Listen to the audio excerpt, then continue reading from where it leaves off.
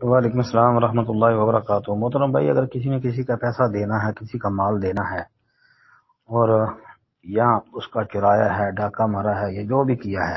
اب وہ توبہ کرنا چاہتا ہے، تو بھائی یہ کچھ ایسے معاملات ہیں کہ ان کے ساتھ توبہ کے ساتھ،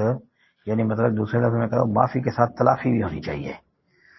معافی اللہ سے مانگ رہا ہے تو یہ تلافی مطلب جس کا جو دینے والا ہے اس کو دے بھی۔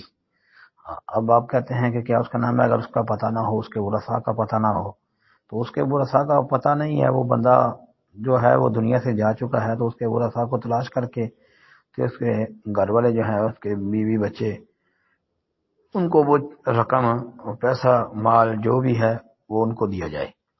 اگر وہ بھی نہیں ملتے جس طرح آپ کہہ رہے ہیں، اگر پتہ ہی نہیں ہے، بالکل کوئی خبر نہیں ہے، کوئی پتہ نہیں ہے، تو ٹھیک ہے، پھر اس کی طرف سے صدقہ کر دے۔ ہاں جی، السلام علیکم ورحمۃ اللہ۔